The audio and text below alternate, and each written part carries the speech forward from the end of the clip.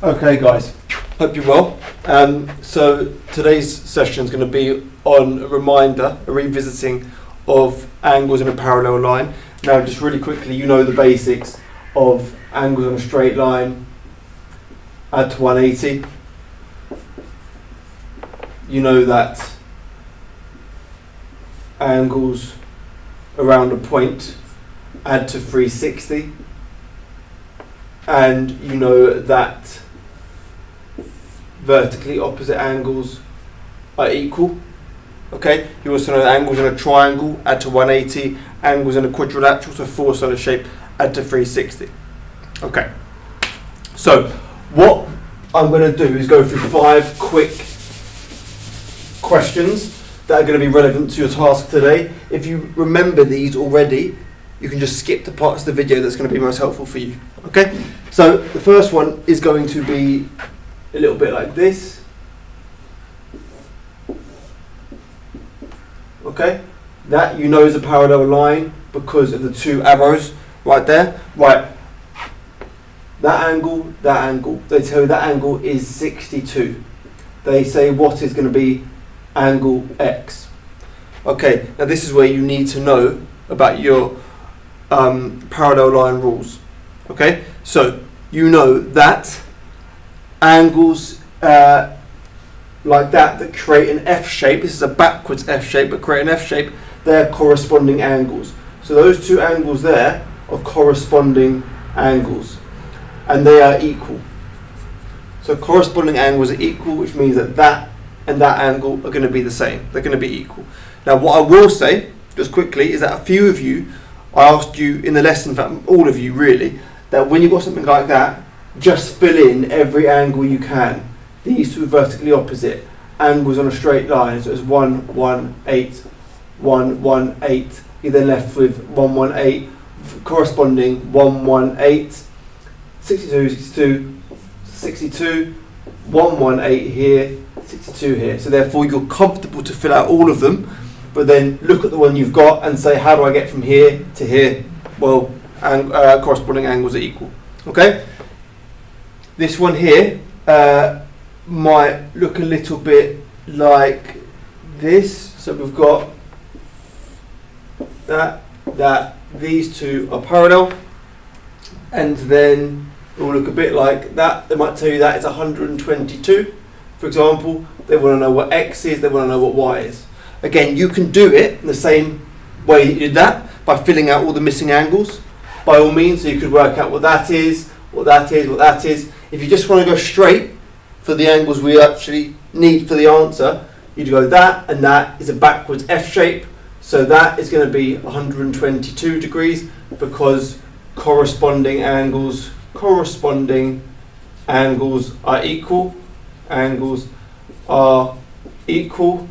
And then you look at that and say, well, if that's 122, that angle there, you know, they're vertically opposite. So therefore that also needs to be 122 because vertically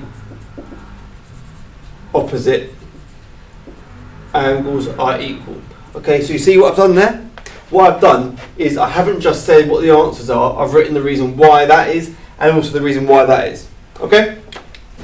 So you can pause the video if you want to really look at that, or you can just carry on with the video now. So a quick example of alternate angles would be like this. That's parallel, and that there is 112. I want to work out what that is there. At that point, you look at it and say, well, again, you know you can just fill out all of them. I'm okay you doing that and then giving a one reason as to how to get from there to there. Or if you've got a good mind for this, a good eye set for this, you can see that that and that are going to be the same because alternate angles are equal. Okay, alternate angles are equal, which makes this one also 112 because it's a Z shape right there. Okay, it's a backward Z shape right there.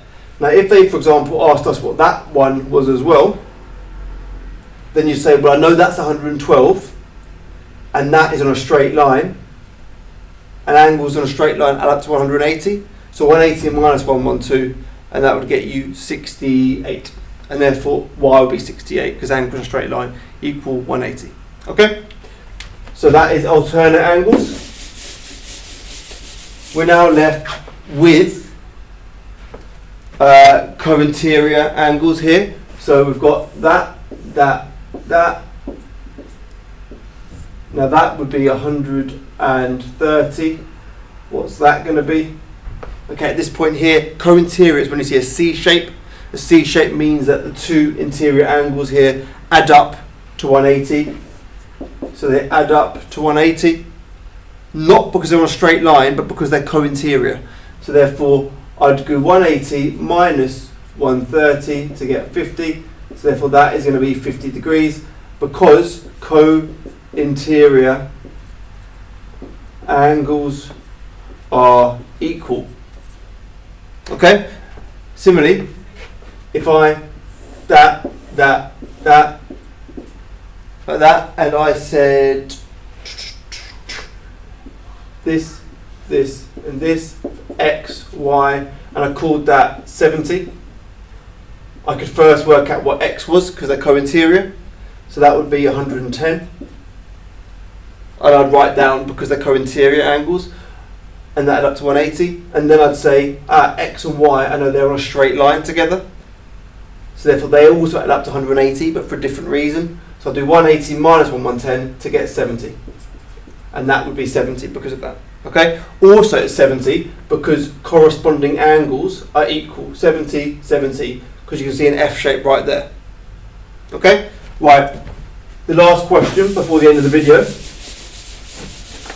is going to be this one here, where I've got a straight line here, and that,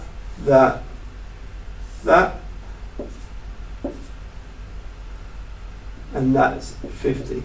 Right, what we can see here is that this line and this line are parallel, okay, because of the two sides. So then you say, well, what parallel line rule can I use here? Now, the angle they want you to get is this one here.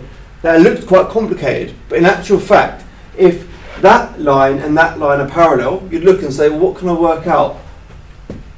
That is parallel with this. That is a Z shape.